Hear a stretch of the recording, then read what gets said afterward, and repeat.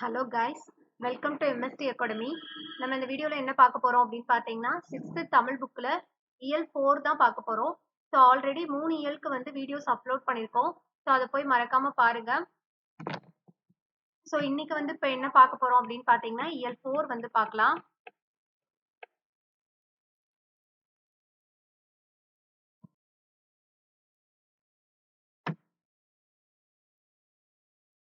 So first செய்யுள் என்ன கொடுத்துருக்காங்க அப்படின்னு பார்த்தீங்கன்னா, மூதுரை தான் கொடுத்துருக்காங்க. ஸோ மூதுரை எழுதுனது யார் அப்படின்னு பார்த்தீங்கன்னா, ஔவையார் தான் எழுதியிருக்காரு.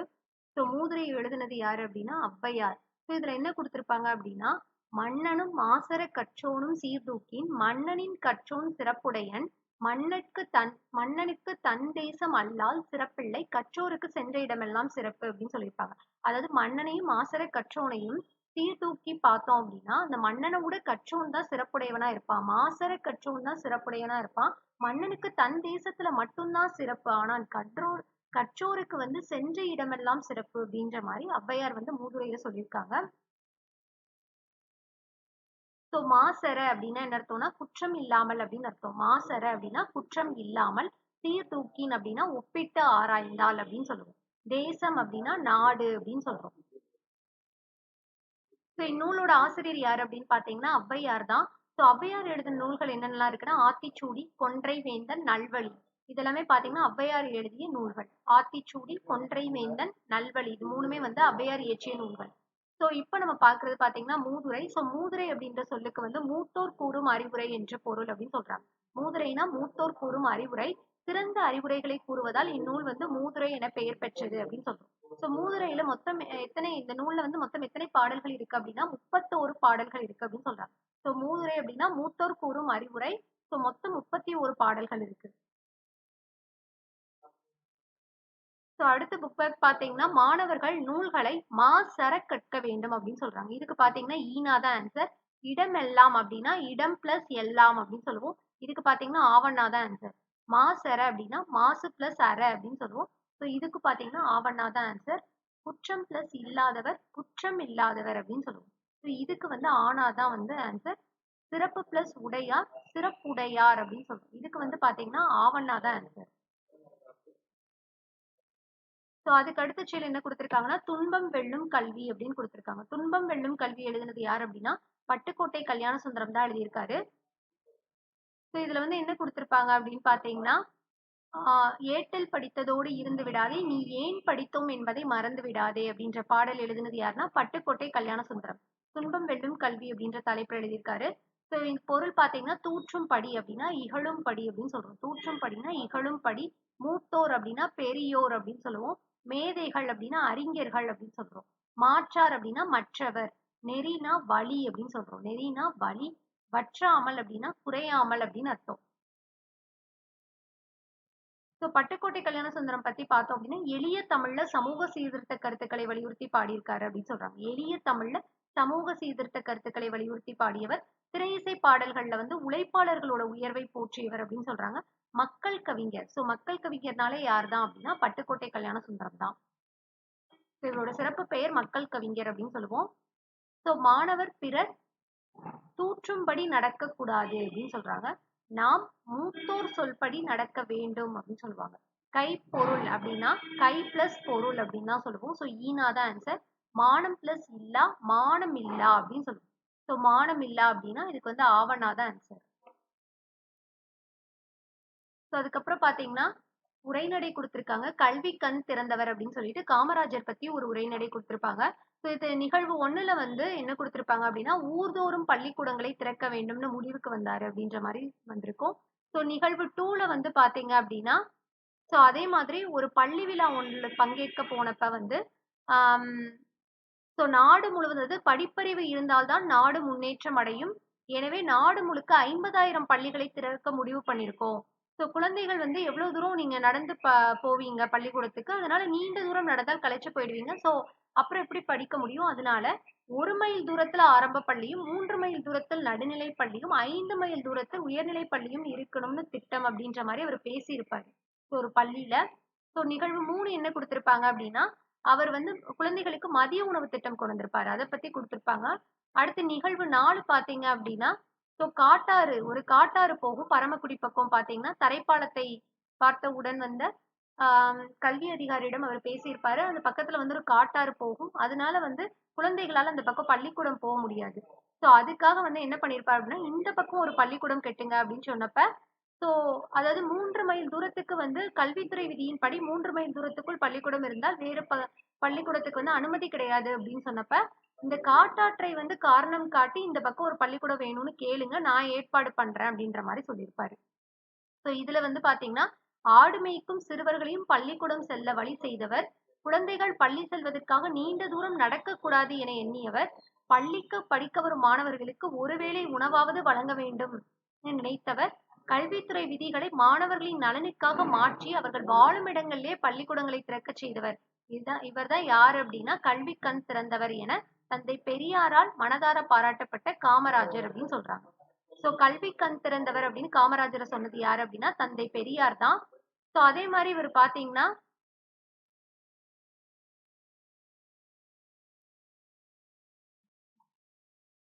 இவர் என்ன கொண்டு வந்திருப்பாரு அப்படின்னா 1 மைல் தூரத்துல ஆரம்ப பள்ளியும் 3 மைல் தூரத்துல நடுநிலை பள்ளியும் 5 மைல் தூரத்துல வந்து உயர்நிலை பள்ளியும் இருக்கணும் அப்படின்ற மாதிரி திட்டம்லாம் கொண்டு வந்திருப்பாரு. சோ காமராஜரோட கல்வி கண் திறந்தவர் அப்படின்னு பாத்தீங்கன்னா தந்தை பெரியார் அவர்கள் தான் வந்து காமராஜரை சொல்லியிருப்பாரு. அதே மாதிரி காமராஜரோட சிறப்பு பெயர்கள் அப்படின்னு பார்த்தோம்னா பெருந்தலைவர் அப்படின்னு சொல்றோம், படிக்காத மேதை, கர்ம வீரர், கருப்பு காந்தி, ஏழை பங்காளர், தலைவர்களை உருவாக்குவர், கிங் மேக்கர் அப்படின்னு சொல்லுவோம் காமராஜர். சோ காமராஜரோட கல்வி பணிகள் அப்படின்னு பார்த்தோம் அப்படின்னா, சோ அவர் முதலமைச்சரா பதவியேற்ற நேரத்துல ஏறக்குறைய 6000 தொடக்க பள்ளிகள் வந்து மூடப்பட்டிருந்தது. 6000 தொடக்க பள்ளிகள் வந்து மூடப்பட்டிருந்தது. அதை உடனடியா திறக்க ஆணையிட்டாராம். அப்புறம் மாநிலம் முழுவதும் அனைவருக்கும் இலவச கட்டாய கல்வி திட்டம் கொண்டு வந்திருப்பாரு. இலவச கட்டாய கல்வி திட்டம், அதுக்கப்புறம் மாணவர்கள் பசியின்றி படிக்கணும்ன்றதுக்காக மதிய உணவு திட்டம் கொண்டு வந்திருப்பாரு.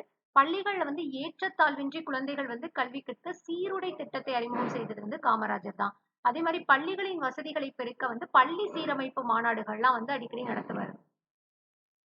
இவர் கொண்டு வந்தது அப்படின்னு பாத்தீங்கன்னா இலவச கட்டாய கல்வி சட்டம், அதுக்கப்புறம் வந்து மதிய உணவு திட்டம், சீருடை திட்டம் இதெல்லாமே கொண்டு வந்திருப்பாரு. ஸோ மாணவர்கள் உயர்கல்வி பெற பொறியியல் கல்லூரிகள், மருத்துவக் கல்லூரிகள், கால்நடை மருத்துவக் கல்லூரிகள், ஆசிரிய பயிற்சி நிறுவனங்கள் போன்றவற்றை வந்து புதிதாக தொடங்கினார். தமிழ்நாட்டில் பல கிளை நூலகங்கள்லாம் வந்து தொடங்கியிருப்பாரு. கல்வி புரட்சிக்கு வித்திட்டவர் காமராஜர் அப்படின்னு சொல்றாங்க. சோ காமராஜருக்கு செய்யப்பட்ட சிறப்புகள் என்னலாம் அப்படின்னு பார்த்தோம்னா, மதுரை பல்கலைக்கழகத்துக்கு வந்து மதுரை காமராஜர் பல்கலைக்கழகம்னு பேர் வச்சிருப்பாங்க. நடுவண் அரசு இவருக்கு 1976ல பாரத ரத்னா விருது வழங்கியிருக்கும். சோ 76ல பாத்தீங்கன்னா பாரத ரத்னா விருது வழங்கியிருக்காங்க. காமராஜர் வாழ்ந்த சென்னை இல்லத்தையும் விருதுநகர் இல்லமும் வந்து அரசு இல்லங்களா வந்து மாற்றப்பட்டன அப்படின்னு சொல்றாங்க. அரசுடைமையாக்கப்பட்டு நினைவு இல்லங்களாக மாற்றப்பட்டன. சோ காமராஜர் வாழ்ந்த சென்னை இல்லத்தையும் விருதுநகர் இல்லத்தையும் வந்து நினைவு இல்லங்களா மாத்திருப்பாங்க. சென்னை மெரினா கடற்கரையில இவருக்கு சிலை வைக்கப்பட்டுள்ளது அப்படின்றாங்க. அப்புறம் சென்னையில் உள்ள உள்நாட்டு விமான நிலையத்துக்கு வந்து காமராஜரோட பெயர் சூட்டப்பட்டுள்ளது அப்படின்றாங்க. கன்னியாகுமரியில இவருக்கு மணிமண்டபம் கட்டியிருப்பாங்க. எப்ப அப்படின்னா 2/10/2000 2/10/2000 அன்னைக்கு வந்து மணிமண்டபம் வந்து அமைக்கப்பட்டது அப்படின்றாங்க. ஆண்டுதோறும் காமராஜரோட பிறந்த நாளான ஜூலை 15 வந்து கல்வி வளர்ச்சி நாளா கொண்டாடுறாங்க. ஜூலை 15 தான் காமராஜரோட பிறந்த நாள். இது வந்து கல்வி வளர்ச்சி நாளா கொண்டாடப்படுகிறது அப்படின்னு சொல்றாங்க. சோ புக் பேக் பார்க்கலாம். பள்ளிக்கூடத்துக்கு செல்லாததுக்கு ஆடு மேய்க்கும் சிறுவர்கள் கூறிய காரணம் வந்து ஊரில் பள்ளிக்கூடம் இல்லை அப்படின்றதுதான். பசியின்றி என்ற சொல்லை பிரித்தெழுத கிடைப்பது வந்து பசி பிளஸ் இன்றி அப்படின்னு சொல்றோம். பசி பிளஸ் இன்றி இதுக்கு வந்து ஆனாதான் ஆன்சர். பசி பிளஸ் இன்றி அப்படின்னு சொல்லுவோம். படிப்பறிவு என்ற சொல்லை பிரித்தெழுத கிடைப்பது வந்து படிப்பு பிளஸ் அறிவு அப்படின்னு சொல்லுவோம். இதுக்கு வந்து ஆவண்ணாதான் ஆன்சர். காடு பிளஸ் ஆறு அப்படின்னா காட்டாறு அப்படின்னு சொல்றோம். இதுக்கு வந்து ஆனாதான் ஆன்சர். சோ அதுக்கப்புறம் குழந்தைகள் பள்ளியில் ஏற்றத்தாழ்வின்றி படிக்கணுன்றதுக்காக இவர் சீருடை திட்டம் வந்து கொண்டு வந்திருப்பாரு. காமராஜரை கல்வி கண் திறந்தவர் என பாராட்டியவர் வந்து தந்தை பெரியார். சோ அடுத்து பாத்தீங்கன்னா நூலகம் நோக்கி அப்படின்னு சொல்லிட்டு ஒரு கதை மாதிரி கொடுத்திருப்பாங்க. சோ இது என்ன கொடுத்திருப்பாங்க அப்படின்னு பாத்தீங்கன்னா ஆசியாவிலேயே 2வது பெரிய நூலகம் வந்து நம்ம தமிழ்நாட்டுல இருக்கிற அண்ணா நூற்றாண்டு நூலகம் தான் அப்படின்ற மாதிரி கொடுத்திருப்பாங்க. ஆசியாவிலே 2வது பெரிய நூலகம் வந்து நம்ம தமிழ்நாட்டுல இருக்கிற அண்ணா நூற்றாண்டு நூலகம் என்று கொடுத்திருப்பாங்க. சோ அப்ப ஆசியாவிலேயே பெரிய நூலகம் எது அப்படின்னா சீனாவில் உள்ளது அப்படின்னு சொல்றாங்க. ஆசியாலேயே வந்து மிகப்பெரிய நூலகம் வந்து சீனாவில் உள்ளது அப்படின்றாங்க. 2வது பெரிய நூலகம் தான் வந்து சென்னை அண்ணா நூற்றாண்டு நூலகம் அப்படின்னு சொல்லுவோம். சோ ஆசியா கண்டத்திலே 2வது பெரிய நூலகம். இது பாத்தீங்கன்னா தரைத்தளத்தோடு சேர்த்து 8 அடுக்குகள் இருக்கு அப்படின்னு சொல்றாங்க. 8 ஏக்கர் பரப்பளவு கொண்டது அப்படின்னு சொல்றோம். ஸோ அதுக்கப்புறம் பார்த்தீங்கன்னா, இந்திய நூலகவியலின் தந்தை என அழைக்கப்படுபவர் வந்து அரங்கநாதன் அப்படின்னு சொல்றோம். இந்திய நூலகவியலின் தந்தை யாரு அப்படின்னா, அரங்கநாதன். ஸோ இதுல வந்து பார்த்தீங்கன்னா, இந்த அண்ணா நூற்றாண்டு நூலகத்துல மொத்தம் வந்து 8 அடுக்குகள் இருக்கும். இதுல தரைத்தளத்துல பார்த்தீங்கன்னா, பார்வைத்திறன் குறைபாடு உடையோருக்கான பிரிவு, அதாவது பிரெய்லி நூல்கள்லாம் வச்சிருப்பாங்க. அதுக்கப்புறம் குறுந்தகடுகள், ஸோ குறுந்தகடுகள் இதெல்லாம் வந்து வச்சிருக்காங்க அப்படின்ற மாரி சொல்லியிருப்பாங்க. அடுத்து வந்து பார்த்தீங்கன்னா,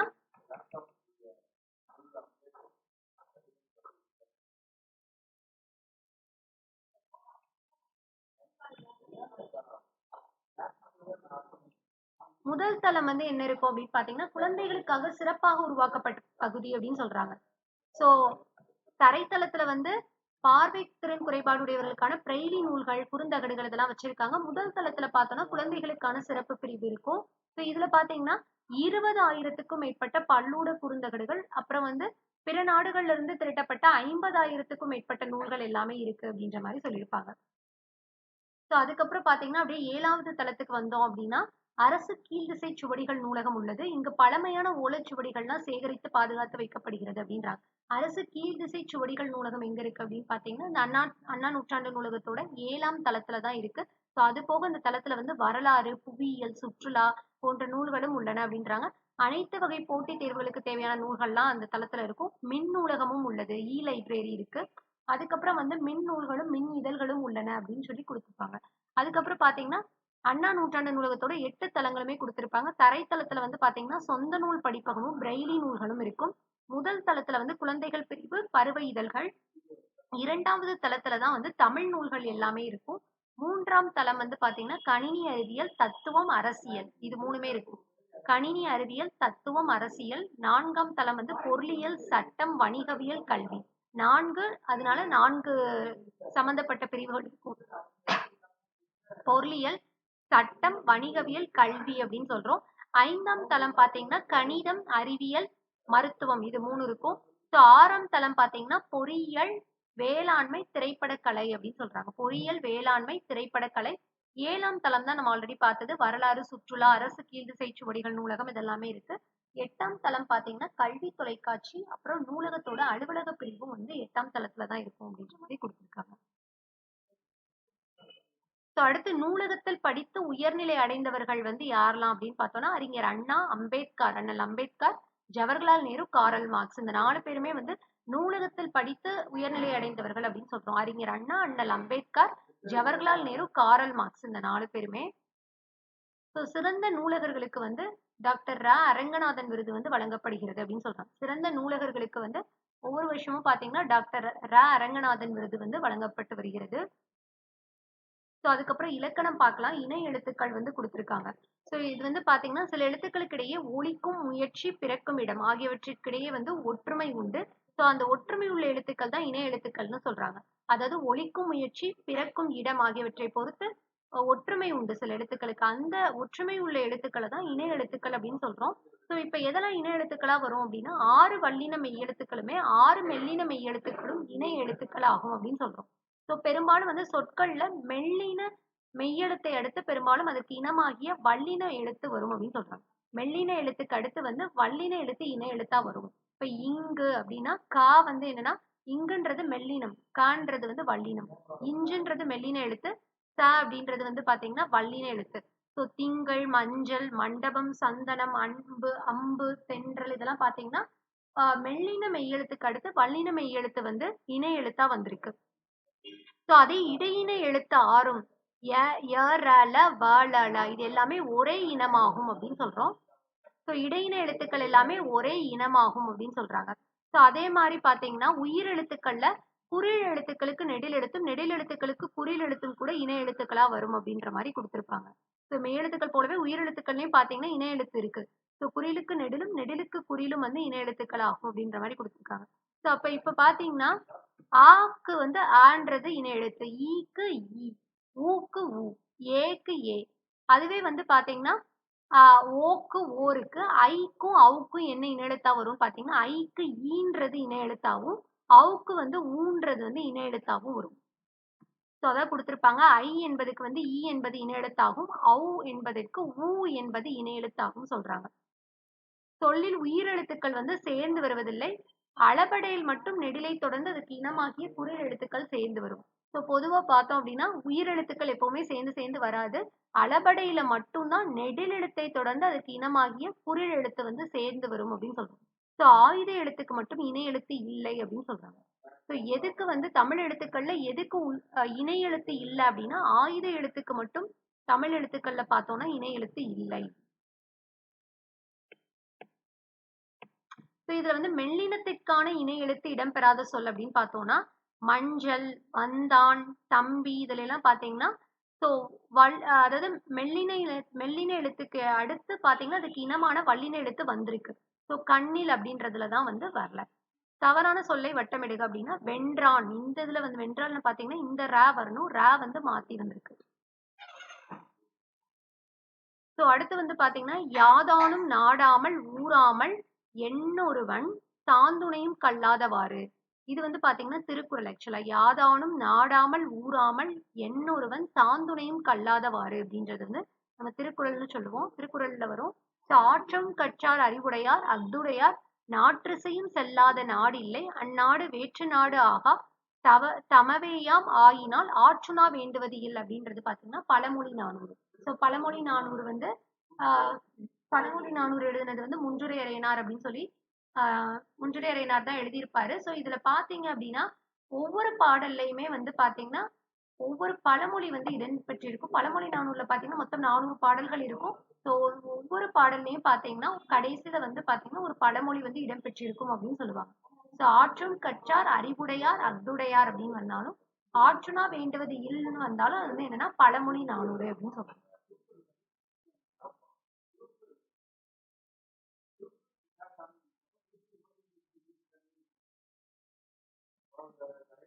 ஸோ அதுக்கப்புறம் இதுல பாத்தீங்கன்னா காமராஜரோட பிறந்த நாளை வந்து நம்ம கல்வி வளர்ச்சி நாளா கொண்டாடுறோம். டாக்டர் எஸ் ராதாகிருஷ்ணனோட பிறந்த நாளை வந்து ஆசிரியர் தினமா கொண்டாடுவோம். ராதாகிருஷ்ணன் அவர்களோட பிறந்த நாளை வந்து ஆசிரியர் நாளா கொண்டாடுறோம். அப்துல் கலாம் பிறந்த நாளை வந்து மாணவர் நாளா வந்து கொண்டாடுவோம். விவேகானந்தரோட பிறந்த நாள் வந்து இளைஞர்கள் நாள்னு சொல்லுவோம், இளைஞர் நாள்னு சொல்லுவோம். ஜவஹர்லால் நேருவோட பிறந்த நாள் வந்து குழந்தைகள் நாளா வந்து கொண்டாடுவாங்க.